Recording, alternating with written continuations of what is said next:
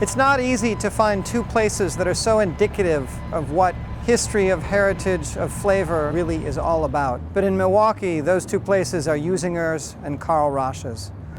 Usinger's opened in 1880 when Fred Usinger came over from Frankfurt, Germany with the master sausage making skills that he'd learned there. And Karl Ratzsch's opened in 1904 and served great German cuisine and is re-enlivened by a new generation of chefs. This is that story. Fritz Usinger. Hi Kyle, how are you? How are you, living legend? Welcome to Usinger's. Thank you. This is where my great-grandmother ran the store. Right here. Right here, right. And so this room speaks to your family history. We have tried very hard to maintain the entire store the way it was originally. So things like the light fixtures, they're the originals. The counters, they're the original. The tile floor, the original. Yeah. So it's very much a touchstone to our heritage, just like we do for our heritage products. Maintain them the way our great-grandfather made them. Now this fresh meat board, though, tell me what it would have looked like at that point, and how much 539 would have bought you. would have bought you quite a bit. Feed an army, right? Right, yeah. right. Well, you know, over the years we've had European specialty sausages that we no longer make just because there's not a demand for it, there's not an appreciation for it.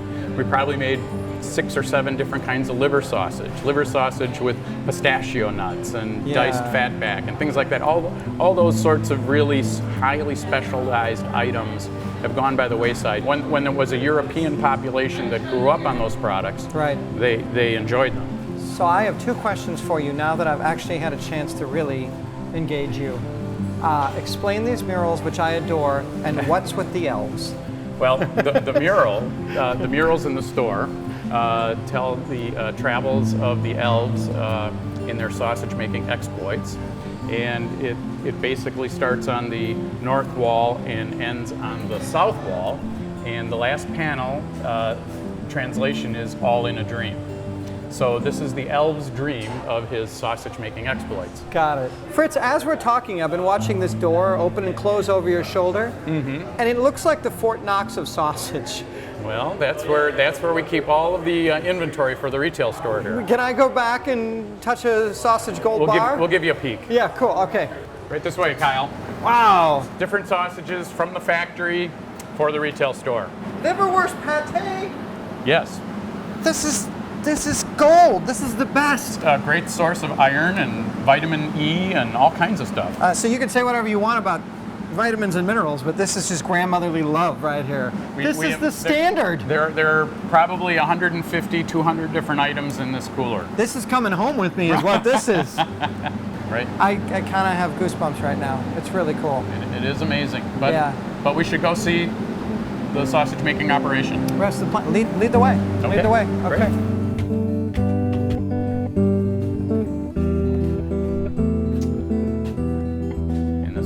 Started it all, my great-grandfather. Oh, what a great picture to have. He's in his butcher garb on his way to a very successful career.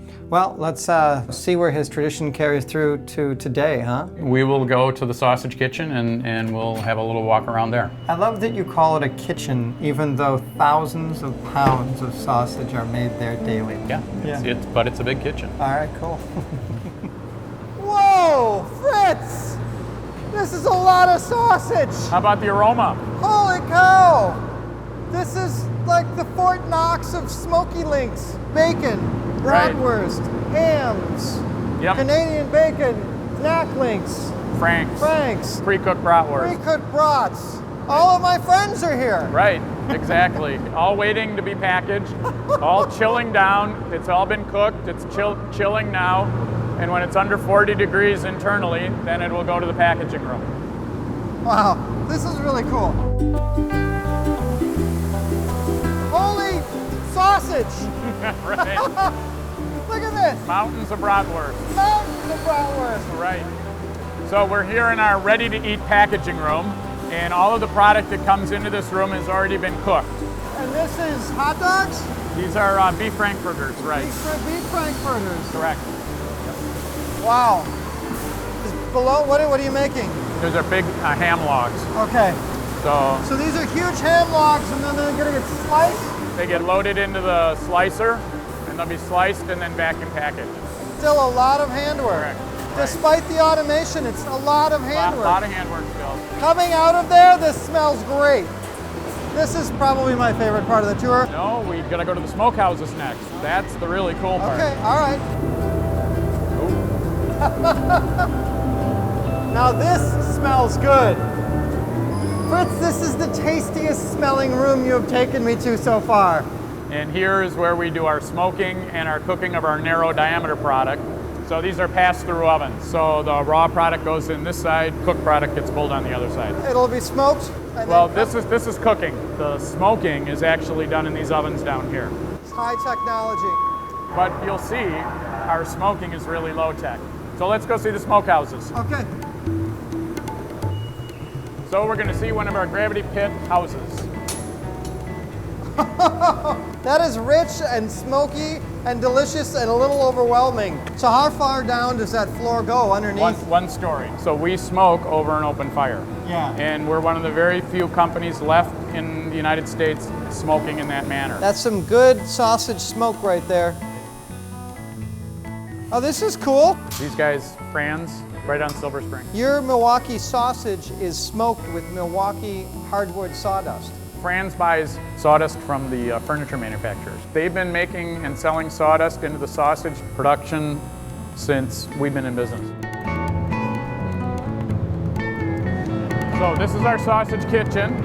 So these are the different link sausage stuffing lines, and the emulsion or the meat mix is pumped out of the what we call the stuffer through the linking machine, portions out so much meat, and then the casing is twisted into perfect exact size links. And then these delicious little links will be turned into snack links for people across the country. Absolutely.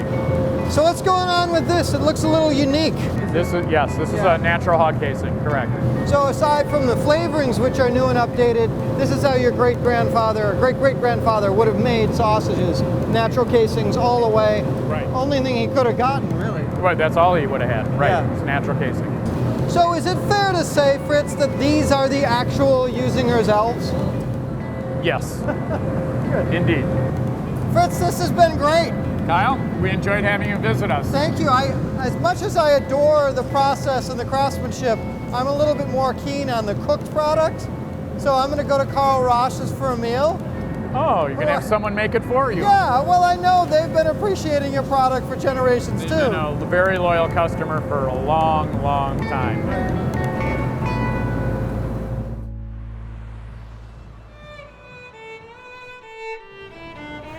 In the history of restaurants in America, it's almost unheard of for one to endure for 112 years, but Karl Ratzsch's in Milwaukee, Wisconsin has done exactly that. It originally opened some blocks away and then moved here and became an icon for this great style of German cuisine. Celebrities and dignitaries, all manner of folks made their way for what Karl Ratzsch's did best. Through the decades, this style of cuisine fell out of favor. It just wasn't what we ate anymore. But it's been reinvigorated by its newest owner, Chef Thomas Hauck, and is bringing new life into this incredibly flavorful, rich Germanic cooking. New people are understanding it and discovering it, and I'm a big fan. My friend Thomas, hey, how what's are up, you, Kyle? buddy? Good to see you, Good man. to see you. What's How are happening, things? Chef? Oh, I'm you know, good. another exciting Tuesday. Standing in a ton of history Yeah, it's pretty cool. for you to take over this restaurant. I mean, it's cool. Like, this is the place when I was a kid in Port Washington, my parents would come into the city and go to the Symphony, and they would come to Karl Ratzsch for dinner. Yeah. And I mean, it was the big swing, and it was the place in the 50s and the 60s. And then, like, things keep going in the 70s, and then here come the 80s, and taste and cuisine started to change. But all that timeline's amazing because it's still persevered. It's still Yeah. actually here. It's pretty exciting. Embarrassed to say that I hadn't been back for a long time until you bought it. Well, that's We came okay. in for I think dinner. a lot of people kind of were in the same boat. Like, when was the last time you were here? 80s, 90s? I mean, it was like Christmas threw up in your grandmother's house. It was just stuff everywhere. So it was about just removing stuff and trying to tone down the Christmas year-round theme. Everything's here that it needs, it's just there was an overload of stuff. We literally can't put it all out. But all the steins need to stay, what we have for pictures can stay. All these fantastic black and white photos of Karl in the 50s and 60s and 70s. I mean, it's amazing. But there is magic on every shelf, in Yeah. every corner. It's so cool, like just the amount of people that I've sat here and done things. The groundwork for Summerfest was laid in the bar, in the corner booth.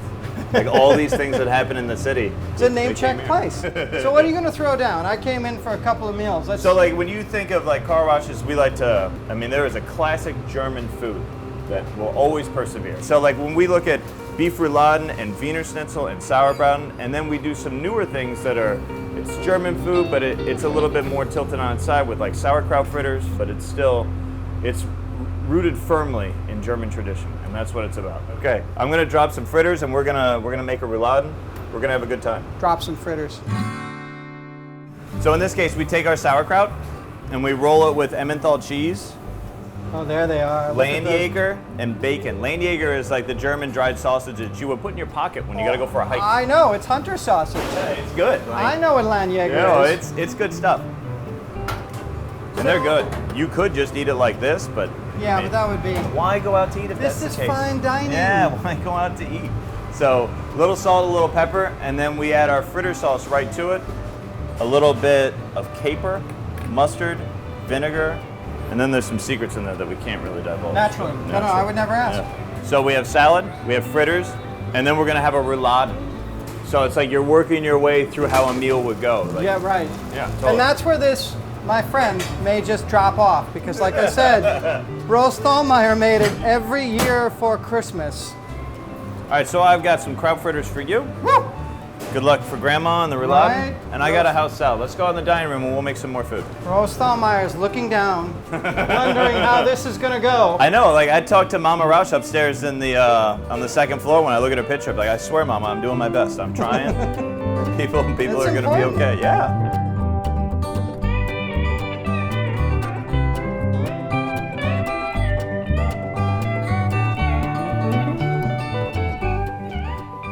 So I feel honored to sit in front of the stained glass window and the enormous beer stein. I know, it's pretty nice, huh? This one's got a whole village on top of a beer stein. It's hard to beat that, huh? It does. All right. All right. All right, so take a eat, and we'll bring some more stuff out in a little while. So we've got a classic German salad, fritters, and then rouladen, which dangerous territory. My grandmother made that for Christmas every year. But let's start here. And this type of food should not be that hard. It's more about the subtle flavors.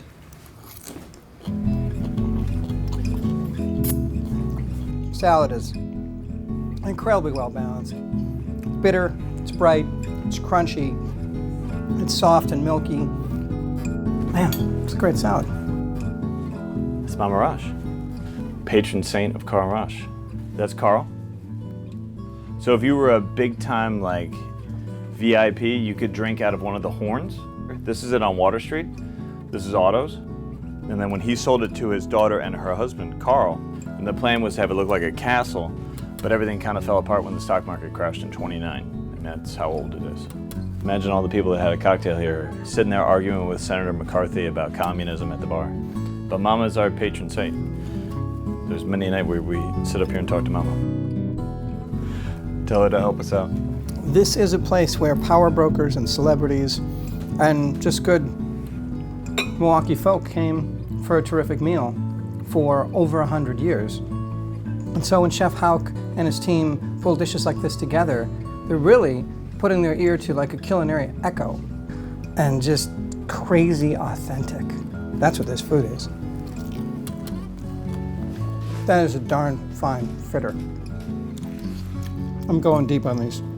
You gotta have your schnitzels, you gotta have sauerbraten, the pork shank, the roast goose shank, or the duck. We had all this stuff to go through that shows what great German heritage is, and especially how it tied to Karl. So it's like an overload of information, and it's about editing it down to what can work, what's old school enough to where people will be interested, and what's a little bit out of right field to where we're like, well, what's that? So like they used to run specials every day of the week, so Hungarian goulash with spatzel on Mondays. The Kleiserkloß, that's the veal meatball, so we brought that back because it's awesome. Thursdays was kidney stew a la Martin. I don't know if Milwaukee's quite ready for kidney stew on Thursdays. The canapé of caviar for $1 probably won't be coming back anytime soon. I don't know if I can sell caviar for $1. Lobster was $1.50, so maybe with some price creases, we'll see. There's a lot of fun stories. A lot of them probably aren't that true, but they're really good stories. Karl had a massive wine collection. Like he would go to Bordeaux and pick up all these things. And he built a cave in the street. So like he literally took over the street and dug out a hole. And you can see where they dug all the way through. I don't know how well you can see it, but it literally goes all the way down and all the way down. So like, it just keeps on going. And he used to go out to this where he'd have caves where he'd keep his Burgundies and his Bordeauxs. And then the city was like, yeah, no. So that was the end. The city came in, they bricked it all up. This is the big deal. So my grandmother, who emigrated as a refugee from Hungary in 1950, made rouladen for our family every Christmas Eve my entire life. This thin cut of meat, but then it's spread with mustard and peppers and pickles, and it's as if I'm back with my family at the age of 7 at the dining room table on Christmas Eve.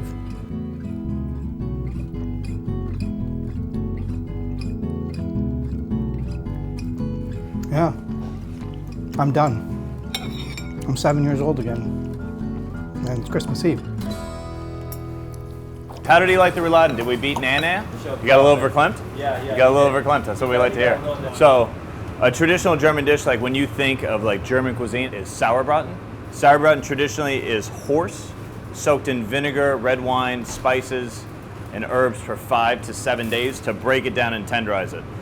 Now everyone uses beef, they use bottom round or top round. Some people use filet, and then you cook it slowly in stock and aromatics, and the real key is that you have to put ginger snaps in with it, and the cookies break down and they make everything thicker. And that's the key. You want a lot of acid, and we do it with some red cabbage, and then we do a potato dumpling, a hyperclose. So this is a potato dumpling. Inside of it is a breadcrumb that's been cooked in clarified butter. And then we'll literally just ladle on a little bit of the sauce. This is sauerbraten. If you said, give me a German thing, like, this is it. This and Wiener Schnitzel are the two big ones.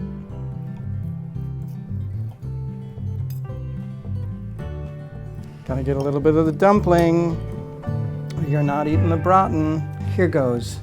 Generations of great Milwaukee culinary history. You cannot eat this dish and walk out of this restaurant in a bad mood.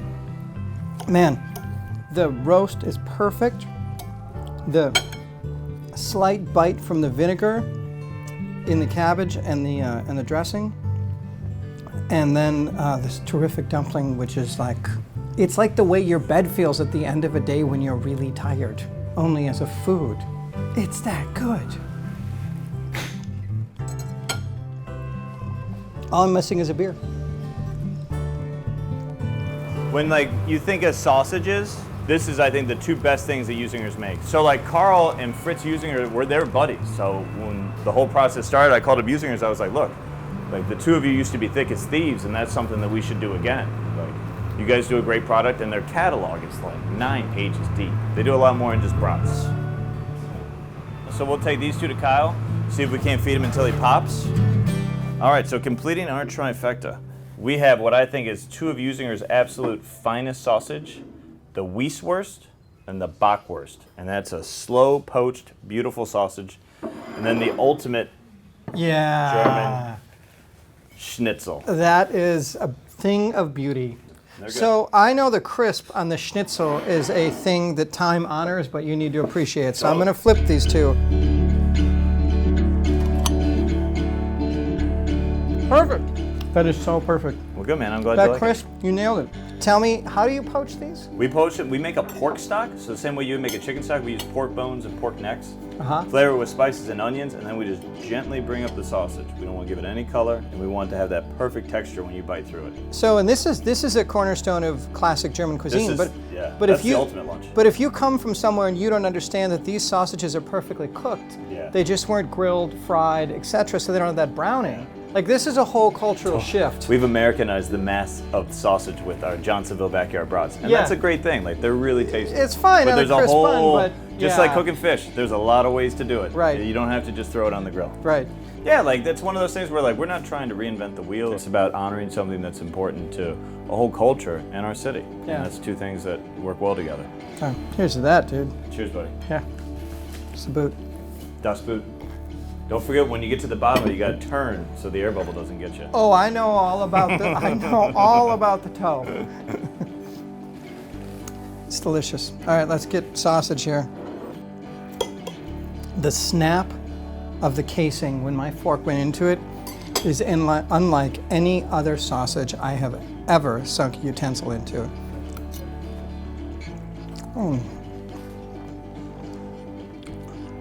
That's so subtle and smooth, and you get the herbs first, and then you get the pork, and then you get this almost kind of warm poultry flavor, and then it's buttery. And again, you come from another part of the country, you visit Milwaukee, you come to Karl Ratzsch's, you order the sausage plate because that's what they tell you should have, and then you try this, and I'm coming back and I'm telling all of my friends wherever I go, when I go back there, how incredible the cuisine is here in Milwaukee.